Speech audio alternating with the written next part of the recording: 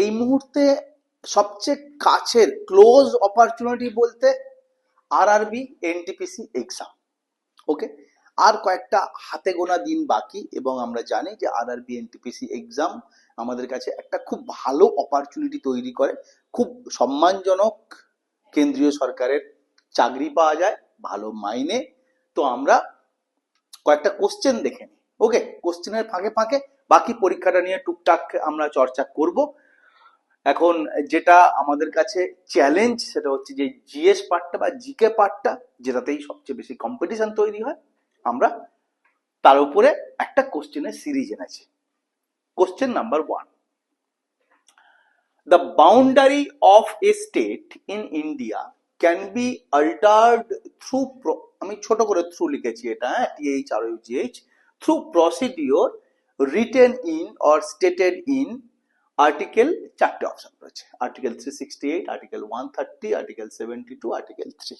ওকে, এখন দেখো কোশ্চেনটা আমি এক চান্সেই উত্তরটা বলে দিতে পারি। শুধু আমি এই কথাটা বলবো যে কেন আচমকা এই প্রশ্নটা, প্রচুর প্রশ্ন রয়েছে কনস্টিটিউশনের উপরে, 5,000টা প্রশ্ন আসতে পারে বা 50,000 প্রশ্ন করা যেতে পারে। এইটা কেন? তার কারণ আমরা সবসময় যে কোনো পরীক্ষার ক্ষেত্রেই দেখি যে হতে পারে সেটা কারেন্ট অ্যাফেয়ার্স, হতে পারে সেটা জিওগ্রাফি, হতে পারে হিস্ট্রি, হতে পারে ইকোনমিক্স, কিন্তু কারেন্ট অ্যাফেয়ার্স রিলেটেড প্রশ্ন হয়, অর্থাৎ প্রেজেন্টলি কি ঘটছে, কিসের ওপরে চর্চা চলছে দেশে, তার উপর ভিত্তি করেই কিন্তু সেই কোনো পার্টিকুলার স্ট্রিমের উপর প্রশ্ন তৈরি হয়। ওকে, তো এখন যেহেতু প্রসঙ্গটা কন্টেক্সচুয়াল রিলিভেন্ট, তো তার উপরেই প্রশ্নগুলো করার পেছনে যে রিজন, ওকে, যে লজিক আমি তোমাদেরকে বোঝাতে চাইছি যে কিরকম ধরনের প্রশ্ন বা এই প্রশ্নটা কেন আসবে 8-10টা প্রশ্নের মধ্যে থেকে বা কেন ইম্পর্টেন্ট হবে। ওকে, তো উত্তর কি হবে? উত্তর হবে আর্টিকেল 3, বাকিগুলো হবে না। অর্থাৎ দেশের মধ্যে কোনো রাজ্যের বাউন্ডারিটা বদলানোর জন্য যে প্রসিডিওর গুলো দরকার বা করতে হয় সেগুলো লেখা আছে সোজা কথায় আর্টিকেল 3-তে। এবং এই পরিপ্রেক্ষিতে আমি একটা কথা বলবো যে আর্টিকেল 1 to 50 বা 51 তোমাদের একদম মুখস্থ করতে হবে, একেবারে যেন ঠোঁটস্থ হয়ে থাকে সেই সেরকম করে নিয়ে পরীক্ষায় যেতে হবে, যে কোনো পরীক্ষায়। চলো, কোশ্চেন নাম্বার 2 নম্বর কোশ্চেন কি বলছে? হুইচ রিট, রিট আশা করি তোমরা সকলে জানবে, হুইচ রিট, এটা এজ না হলেও চলবে, examines the procedure of lower court বা ইনফেরিয়র কোর্ট অর ট্রিব্যুনাল। অর্থাৎ আমরা জানি যে আমাদের কয়েকটা রিট আছে, সেই রিটের মধ্যে কোন রিটটা লোয়ার কোর্ট বা ইনফেরিয়র কোর্টের বা কোনো ট্রিব্যুনালের প্রসিডিওর কে গাইড করে বা প্রসিডিওর সম্বন্ধে কি করতে হবে সেটা কোন রিটে লেখা আছে। 4টে অপশন আছে, অবভিয়াস 4টে অপশন থাকবে, খুব বেশি র্যান্ডম অপশন থাকবে না। Quo warranto, mandamus, prohibition and certiorari. তো অবশ্যই তোমরা রিট কি, রিট কেন, এবং রিট যেগুলো আছে সেগুলোর বেসিক রিকোয়ারমেন্ট বা বেসিক কি বলা যায়, বলা যায় ব্যাকগ্রাউন্ড তোমরা খুব ভালো করে জেনে জানো, অবশ্যই পরীক্ষাতে যাবে। তার কারণ স্পেসিফিক্যালি রিট থেকে প্রচুর প্রশ্ন আসে কম্পিটিটিভ এক্সামের জন্য, এগুলো খুব ফোকাসড এরিয়া। উত্তর কি হবে এখানটায়? অর্থাৎ লোয়ার কোর্ট, ইনফেরিয়র কোর্ট, ট্রিব্যুনালের অ্যাক্টিভিটিকে এক্সামিন করার জন্য কোন রিট ইউজ করা হয় সেটা সারসিওরারি।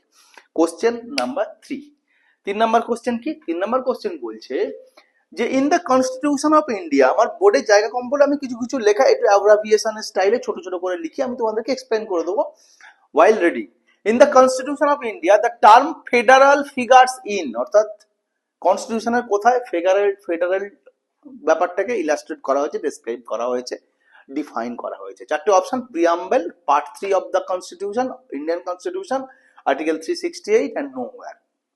তো বেসিক্যালি কিছু কিছু ওয়ার্ড আমরা কনস্টিটিউশনে ইউজ করি আমাদের, বা প্র্যাকটিক্যালি পুরো পলিটি জুড়ে সেটার ইউজ বারবার আসে, অর্থাৎ আমরা প্রায় সেটা ইন্টারাক্ট করি। স্টিল সেটা কিন্তু কোথাও স্পেসিফিক্যালি ডিফাইন্ড করা নেই যে এই জিনিসটার মানে এইটা, বা এই এই ঘটনাগুলো ঘটলেই এই ওয়ার্ডটা ব্যবহৃত হবে। সেরকমই একটা ওয়ার্ড হচ্ছে ফেডারাল। ওকে, আমাদের দেশ ফেডারাল স্ট্রাকচারে চলে, ওকে, ফেডারেল স্ট্রাকচারের গঠন ইউনিটারি বেসিস তার মধ্যে থাকে। তো এই ফেডারেল ওয়ার্ডটা কিন্তু কোথাও ফিগার আউট করা নেই কনস্টিটিউশনের মধ্যে। ক্লিয়ার? নেক্সট কোশ্চেন 4, 4 নম্বর কোশ্চেন কি? Money can be advanced out of contingency fund of India to meet unforeseen expenditure by the, অর্থাৎ কন্টিনজেন্সি ফান্ড থেকে টাকা সোজা কথায় কার হাত দিয়ে বেরোয়, কার অনুমতিতে বেরোয়। এখন দেখো, আমরা জানি একটা স্পেসিফিক পার্ট রয়েছে ফান্ডের ওপরে, কি কি রকম ফান্ড থাকে, like consolidated fund, contingency fund. তো কন্টিনজেন্সি ফান্ড প্রত্যেকটা ফান্ডের আলাদা আলাদা ইউটিলিটি, প্রত্যেকটা ফান্ডের আলাদা আলাদা ফাংশন। তো কন্টিনজেন্সি ফান্ড আমরা জানি আনফরসিন সিচুয়েশন, ধরা যাক কোনো জায়গায় বিরাট বড় বিপর্যয় হয়ে গেল, বন্যা হয়ে গেল, ভূমিকম্প হয়ে গেল, তো ন্যাচারাল ডিজাস্টার হয়ে গেল, তো সেই সিচুয়েশন গুলো সামাল দেওয়ার জন্য কন্টিনজেন্সি ফান্ড অফ ইন্ডিয়া থেকে টাকা নেওয়া হয়, উইথড্র করা হয়। কার পারমিশন বা কার সিগনেচারে হয়? প্রশ্ন এইটাই। চারটে অপশন রয়েছে। পার্লামেন্ট, মানে অর্থাৎ এর অনুমতি দেয় কে? Parliament, the prime minister, the president, the finance minister. চোখ বন্ধ করে উত্তর হবে কি? The president. ওকে, চলো আমরা নেক্সট কোশ্চেনে যাই। কোশ্চেন নাম্বার 5, 5 নম্বর কোশ্চেন কি? 73rd 73তম 73rd CAA Constitution Amendment Bill does not apply to which of the following states? Question বলছে যে 73তম সংবিধান সংশোধনী কোন রাজ্যের পরিপ্রেক্ষিতে অ্যাপ্লিকেবল হবে না? চারটে অপশন: মেঘালয়, গোয়া, সিকিম, হিমাচল প্রদেশ। এখন দেখো, কোশ্চেনটা দুটো ট্রিক্স আছে, কোশ্চেনটার একটা বৈশিষ্ট্য আছে। কোশ্চেনটার বৈশিষ্ট্যটা কি? সেটা হচ্ছে যে তোমাদের সিলেবাসটা এমন, অর্থাৎ আরআরবি এনটিপিসি সিলেবাসটা এমন যে ইকোনমিক্স হোক, জিওগ্রাফি হোক, হিস্ট্রি হোক, পলিটি হোক, কিছু কিন্তু বাদ নেই। মানে সিলেবাসের যে পয়েন্টগুলো দেওয়া আছে তাতে পুরোটাই কভার হয়। তুমি বলতে পারবে না যে এই জায়গাটা এর মধ্যে ঢোকে না বা এই জায়গাটা লেখা নেই, এই কোশ্চেনটা আউট অফ সিলেবাস এসছে। সিলেবাসটা এমনভাবে ফ্রেম করা হয়েছে, অল্প গোটা কত ওয়ার্ড দেওয়া আছে, but that is all encompassing. Okay, but তার মধ্যেও কিছু সিলেবাসের কিছু ওয়ার্ড দেওয়া আছে একদম ডাইরেক্টলি যে এই টপিকটাই আসবে। তার মধ্যে কনস্টিটিউশনাল অ্যামেন্ডমেন্ট অ্যাক্ট একটা উল্লেখযোগ্য এরকম জায়গা। ওকে, এটা এটার বৈশিষ্ট্য। কোশ্চেনের ট্রিক্সটা হচ্ছে, দেখো অনেক ছেলেই কিন্তু, বা পরীক্ষার্থী ছেলে বা মেয়ে, যদি 73 কনস্টিটিউশনাল অ্যামেন্ডমেন্ট অ্যাক্টের বদলে লেখা থাকতো যে ত্রিস্তরীয় পঞ্চায়েতি ব্যবস্থা, ঠিক আছে, বা panchayat raj system, 73rd constitutional amendment act মানেই তাই।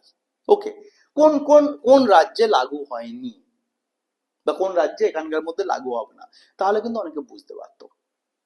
জাস্ট 73rd সিএএ দিল, জিনিসটা বললো না যে সেটা জিনিসটা কি, তোমাকে সেটা জানতে হবে আলাদা করে। তুমি না জানলে হয়তো ওইটার উত্তর জানতে, যে পঞ্চায়েত রাজ ব্যবস্থা কোথায় চালু নেই, তুমি হয়তো পড়েছো, বাট তুমি মিস করে গেছো 73rd সিএএ, সেটার সাথে পঞ্চায়েত রাজের সম্বন্ধটা বা রিলেশনটা। এইটা পরীক্ষা এলো, তুমি প্রশ্নটা জানলেও উত্তর করতে পারবে না। ট্রিক্স 1। ট্রিক্স 2 কি? ট্রিক্স 2 হচ্ছে যে চারটে রাজ্যের নাম দিয়েছে, চারটে রাজ্যই কিন্তু একটা সেম ক্যাটাগরির মধ্যে পড়ে। ভারতবর্ষে যত রিপোর্ট তৈরি হয় বা যত কি বলা যায় ইন্ডেক্সিং করা হয়, তাতে দুভাগে রাজ্যগুলোকে ভাগ করা হয়, ছোট রাজ্য এবং বড় রাজ্য। ছোট রাজ্যের ইন্ডেক্স একরকম হয়, জেনারেলি ছোট রাজ্যের সমস্ত ইন্ডেক্স গুলো ভালো হয়, বড় রাজ্যগুলোর ইন্ডেক্স গুলো একটু একটু অপেক্ষাকৃত ছোট রাজ্যের তুলনায় খারাপ হয়। সেই জায়গায় বড় রাজ্যের কোনো বড় রাজ্যের ইন্ডেক্স খারাপ দেখতে হলেও তার অ্যাডমিনিস্ট্রেশন বা যে কারণে ইন্ডেক্সটা করা হয়েছে সেটা কিন্তু দেখা যাচ্ছে ফলাফল ভালো, কেননা বড় রাজ্যের স্বাভাবিকভাবে ছোট রাজ্যগুলোর তুলনায় একটু দেখতে ওরকম লাগে, এরকম ভাবে বানানো হয়। সেই হিসেবে বা সেই নিরিখে যদি কেউ পড়ে আসে, তাহলে দেখবে যে চারটেই ছোট রাজ্য। বাট কোশ্চেনটা এই বা বিষয়টাই যে উত্তরটা একটা হবে, চারটে হবে না, এবং উত্তর এখানটায় যেটা হবে সেটা হচ্ছে মেঘালয়। পঞ্চায়েত রাজ ব্যবস্থা নর্থ ইস্টের কিছু কিছু রাজ্য, মেঘালয়, নাগাল্যান্ড, এরকম যেখানটায় চালু করা হয়নি। ওকে, এরকম নয় যে 7টা 7 সিস্টার্সের সবই। ওকে, নর্থ ইস্টের সব রাজ্যগুলোর ক্ষেত্রে পরিপ্রেক্ষিতে কিন্তু 3-4টে রাজ্য তোমরা অবশ্যই দেখে নেবে সেটা। এবং ছোট বড় মিলিয়ে বাকি সব জায়গায় চালু আছে। কোশ্চেনের উত্তর মেঘালয়, যেখানটা 73rd CEA অ্যাপ্লিকেবল না। Question number 6, India's twin balance sheet problem is related to, what is twin balance sheet problem, inverted কমার মধ্যে। প্রশ্নটা উত্তরে যাওয়ার আগে তোমাদেরকে একটা জিনিস আমি বোঝাতে চেষ্টা করব অন বিহাফ অফ সিএসডিজি, যে দেখো বুঝতেই পারছো যে পরপর 5টা কোশ্চেন আমি দিয়েছি বা ফ্রেম করেছি পলিটি থেকে, আবার পরপর হয়তো বেশ কয়েকটা প্রশ্ন আমরা পাবো একই ধাঁচের ইকোনমিক্স থেকে। ম্যাটার ইজ দ্যাট আমরা কোশ্চেন গুলোকে জাম্বেল আপ করতেই পারতাম, একটা জিওগ্রাফির, একটা হিস্ট্রির, একটা ন্যাশনাল মুভমেন্ট, একটা ইকোনমিক্স এর, একটা কারেন্ট অ্যাফেয়ার্স এর ঘুরিয়ে ফিরে দেওয়া যেতে পারতো। সেটার একটা ভালো দিক আছে। ভালো দিকটা এই কি, যে সেটা অনেক বেশি এক্সাম লাইক একটা একটা ভাইবস দেবে, তোমার যেন মনে হবে যে না পরীক্ষাতে এরকম ঘুরিয়ে ফিরিয়েই দেয়। বাট আমরা সেটা করিনি, ইচ্ছে করেই করিনি, কারণ আমার মনে হয়েছে যে সেই জাম্বেল আপ একই ব্যাপার, করার কিছু অসুবিধা নেই। বাট তোমরা একটা সিরিজ ধরে পড়ো, একটা সিরিজ ধরে স্টার্ট করো, আমরা জাম্বেল আপ তো যে কোনো সময় করে দিতে পারি। Okay, now question 6 comes from economics part, that says, that asks যে টুইন ব্যালেন্স শিট প্রবলেম কি। এবং টুইন ব্যালেন্স শিট প্রবলেম একটা heavy important headache cum issue, যেটা আমি এখানে তো ইকোনমিক্স ব্যাখ্যা করতে পারবো না বেশি। তোমাদেরকে 4টে অপশন পড়ে দিচ্ছি, টুইন ব্যালেন্স শিট কি, রিপ্লাই বলছি, তারপরে বোঝাবো একটু। Over leveraged companies and the rising NPA, option A. Option B, current account deficit and capital account deficit. Option C, foreign direct investment and foreign portfolio investment, FDI and FPI. Option 4, option D, government subsidies and Indian external debt. Okay, উত্তর কি হবে? উত্তর option A, অর্থাৎ over leveraged companies and the rising NPA. ছোট্ট করে বুঝিয়ে দিই যে টুইন ব্যালেন্স শিট কি, বারবার পরীক্ষায় আসে এগুলো। টুইন ব্যালেন্স শিট প্রবলেম ইন্ডিয়ার ক্ষেত্রে এইটা, যে দেখা যাচ্ছে যে নন পারফর্মিং অ্যাসেট বা ব্যাড লোন, ঠিক আছে, অনাদায়ী যে ঋণ ব্যাংকের প্রচুর জমে গেছে, 12% 13% হয়ে গেছে এটা ব্যাংকের টোটাল আমানতের, 12-13% রাষ্ট্রায়ত্ত ব্যাংকগুলোর এনপিএ হয়ে গেছে, অর্থাৎ লোন দিয়েছে বাট লোনগুলো এমন কাউকে দিয়েছে, এমন ভাবে দিয়েছে সেগুলো শোধ হচ্ছে না, সেগুলো বকেয়া আদায় হচ্ছে না। একটা বড় হেডেক যে ব্যাংকের এতটা অ্যামাউন্ট, এতটা টাকা, এতটা অ্যাসেট, এতটা রেভিনিউ বাইরে রয়েছে, ব্যাংক সেটা আদায় করতে পারছে না। উল্টো দিকে কিছু কিছু বড় বড় কোম্পানি রয়েছে যারা নানা সময়, নানা ভাবে, নানা পরিপ্রেক্ষিতে অনেক বড় বড় লোন নিয়েছে, কিন্তু সেগুলো তারা শোধ করতে পারছে না। ওকে, তাদের বিরাট বড় একটা দায়, ঋণ, লায়াবিলিটিস নিয়েই ব্যবসাটা চলছে বা ব্যবসাটা দুঁকছে। So this is over leveraged companies, সেরকম কোম্পানি যেগুলো বিরাট বড় বড় ঋণে ডুবে আছে, অ্যান্ড দ্য রাইজিং এনপি, এবং ব্যাংক যেখানটায় ব্যাড লোন প্রচুর পরিমাণে বেড়ে যাচ্ছে। ক্লিয়ার? এই সমস্যাটা বা এই অবস্থাটাকে বলা হয় Indian twin balance sheet problem. Clear? Now question number 7, the term invisible hand in economics, ছোট করে ইকো লিখেছি, is related to, invisible hand কিসের সাথে যুক্ত? 4টে অপশন রয়েছে, free market system, command market system, market system থেকে ছোট করে MS লিখেছি, socialist market system, and both B and C. উত্তর আন্দাজে করতে গেলে তোমার কিন্তু ভুল হয়ে যাবে, উত্তর দেখবে ফ্রি, ইনভিজিবল হ্যান্ড, এরকম কিছু হবে, BC আছে বোথ, এটা মেরে দেবো না। কেন? কোশ্চেনটার বিশেষত্বটা কোথায় সেটা একটু বলে। সেটা বিশেষত্বটা হচ্ছে এই যে economics first of all about terms, এবং তোমার সিলেবাসে আছে যে কিছু স্পেশাল টার্মস ইকোনমিক্সের, সিলেবাসেই লেখা আছে। তো অদ্ভুত অদ্ভুত উৎপটাং এবং খুব কমন এবং প্রচলিত টার্ম কিন্তু পরীক্ষায় চলে আসতে পারে, যেমন ফেডারেল স্ট্রাকচার, একটা কোশ্চেন আমি একটু আগে করালাম।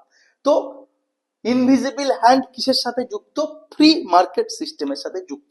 এই প্রসঙ্গে ফ্রি মার্কেট সিস্টেম বলতে Adam Smith, economist Adam Smith এর নাম জড়িত বা যুক্ত, তার উদ্ভাবনী এটা বলা যেতে পারে। তোমরা অ্যাডাম স্মিথ সম্বন্ধে, ফ্রি মার্কেট সিস্টেম সম্বন্ধে পড়বে, এবং তার সাথে যুক্ত যে ওয়ার্ডটা খুব বিখ্যাত, খুব সারা পৃথিবী জুড়ে বিখ্যাত ইকোনমিক্সের সাথে যুক্ত, সেটা হচ্ছে লেসা ফেয়ার। ওকে, ওই ফ্রি মার্কেটের আর একটা নাম লেসা ফেয়ার। তো সেই শব্দটা কি সেটা একটু পড়ে নেবে, সেটা একটু দেখে নেবে। পরীক্ষায় পট করে যদি লেসা ফেয়ার এরকম ফ্রেঞ্চ টাইপের শব্দ পরীক্ষায় চলে আসে, ঘাবড়ে যাবে, কিন্তু জিনিসটা এইটাই। কোশ্চেন 8, 8 নম্বর কোশ্চেন কি, দ্য ড্যাশ শূন্যস্থান পূরণ করতে হবে আমাদের, measures rising price in everything except food and energy. অর্থাৎ কি ফুড অ্যান্ড এনার্জি ছাড়া বাকি সবকিছুর যে মূল্য বৃদ্ধি তা পরিমাপ করে। চারটে option, headline inflation, wage inflation, industrial inflation, core inflation. উত্তর কি হবে? উত্তর হবে কোর ইনফ্লেশন। কেন হেডলাইন ইনফ্লেশন না, কেন ওয়েজ ইনফ্লেশন না, ইন্ডাস্ট্রিয়াল ইনফ্লেশন কি?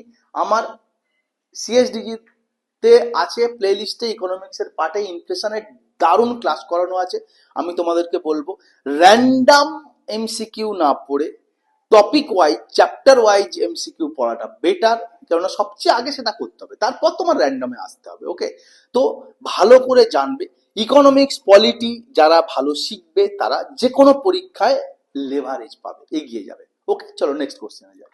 নাও কোশ্চেন নাম্বার 9, 9 নম্বর প্রশ্ন কি, হুইচ, ছোট করে লিখেছি, which function, WHFN, which function of RBI gives most indication of bankers bank to RBI। অর্থাৎ RBI এর অনেক রকম ফাংশন আছে আমরা জানি, প্রশ্ন হচ্ছে যে কোন ফাংশনটা RBI কে, কোন ফাংশনটার জন্য RBI কে ব্যাংকার্স ব্যাংক বলা হয়। RBI কে তো ব্যাংকার্স ব্যাংক বলা হয়, কিন্তু কেন RBI কে ব্যাংকার্স ব্যাংক বলা হয়? কোশ্চেনে চারটে অপশন কি, 1 নম্বর issuance of currency, RBI currency issue করে বলে, ways and means advances, RBI advance দেয় বলে বা জোগাড় করে দেয় বলে, liquidity adjustment facility, liquidity adjust করে বলে, বা মেইনটেনেন্স অফ কারেন্সি চেস্ট, বা সোজা কথা RBI নিজের কাছে টাকা জমা রাখে, গচ্ছিত রাখে, রিজার্ভ রাখে বলে, ওই জন্যই তোর নাম রিজার্ভ ব্যাংক। ওকে না, বাট রিজার্ভ ব্যাংকের কোন কারণের জন্য ওটাকে ব্যাংকার্স ব্যাংক বলে? উত্তর কি? উত্তর হবে অ্যাডজাস্টমেন্ট, লিকুইডিটি অ্যাডজাস্টমেন্ট ফেসিলিটি।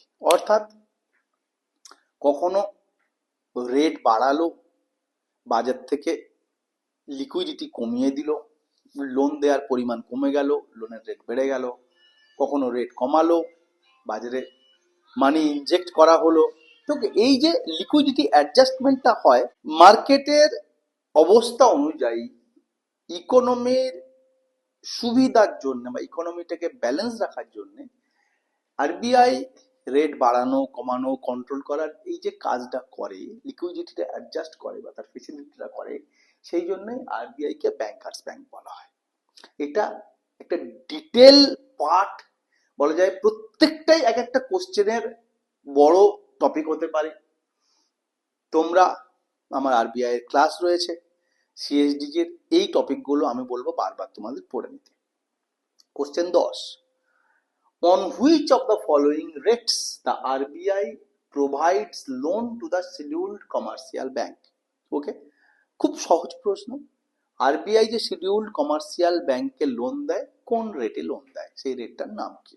এখন দেখো কোশ্চেনটা খুব সহজ, বাট কোশ্চেনটা কিন্তু অনেক মাল্টি ফ্যাসেটেড কোশ্চেন। অর্থাৎ এই কোশ্চেনটা থেকে অনেকগুলো প্রশ্ন তৈরি হতে পারে। যেমন ধরা যাক কাকে কমার্শিয়াল ব্যাংক বলে, কোনগুলো শিডিউল্ড কমার্শিয়াল ব্যাংক। ওকে, তো প্রচুর প্রশ্ন আছে, এবং অবভিয়াসলি প্রত্যেকটা রেট, চারটে অপশন রয়েছে, repo rate, bank rate, credit rate and reverse repo rate, RRR। উত্তর কি? উত্তর হচ্ছে bank rate.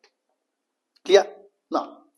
Question number 11, Charles Wood's despatch কবে এসেছিল? 1854। Charles Wood's despatch led great stress on the need for, কিসের প্রয়োজনের পরিপ্রেক্ষিতে চার্লস উড ডেসপ্যাচ অনেক জোর দিয়েছিল? ওকে, চার্লস উডস ডেসপ্যাচ বা বলা যায় উডের ডেসপ্যাচ, ওকে, একটা বিরাট রেভলিউশনারি একটা মাইলস্টোন আমাদের লিটারেচারের, ইন্ডিয়ান লিটারেসির জন্য। এটাকে লিটারেসির ক্ষেত্রে ম্যাগনা কার্টা বলা হয়। ওকে, সেটা মেনলি কিসের উপর ফোকাস করেছিল, কি ধরনের শিক্ষা? চারটে option, child education, higher education, women education বা ফিমেল এডুকেশন এবং মুসলিম এডুকেশন বা মাদ্রাসা এডুকেশন। উত্তর কি হবে? উত্তর হবে women education. Question 12, in 1940 Bal Shastri Jambhekar, the pioneer of social reformer of Bombay, published articles on science through, চারটে অপশন, দিগদর্শন, সমাচার দর্পণ, জ্ঞান বিজ্ঞান, পথিকৃৎ। অর্থাৎ 1940 সালে বোম্বের social reformer Balshastri Jambhekar scientific article publish করতেন কোন ম্যাগাজিনের মাধ্যমে? চারটে অপশন দেওয়া রয়েছে। উত্তর কি? উত্তর অদ্ভুত শুনতে লাগলেও দিগদর্শন। ক্লিয়ার?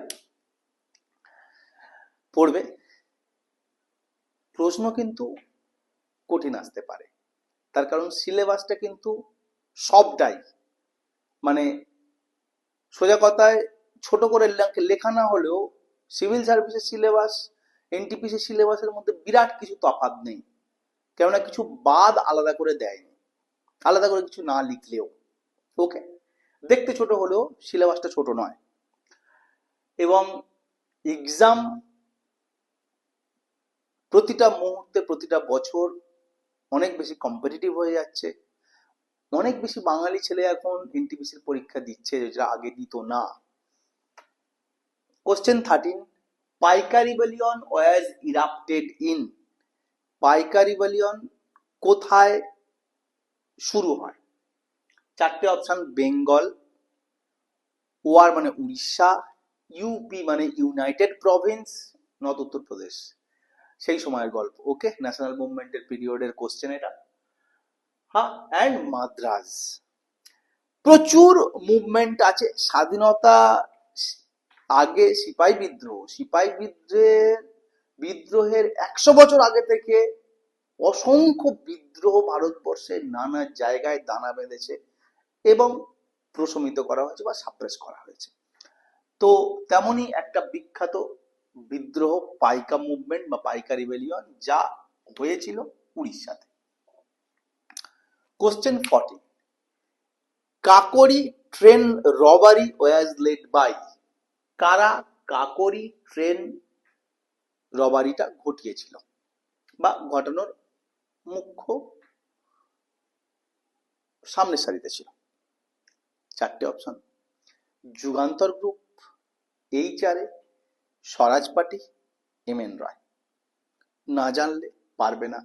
বেসিক্যালি বেশ কয়েকটা ব্রিটিশ পিরিয়ডে কনস্পিরেসি অর্থাৎ মামলা হয়, Alipore bomb conspiracy, Kakori conspiracy, ঠিক আছে? তো সবগুলোই খুব ইম্পর্টেন্ট।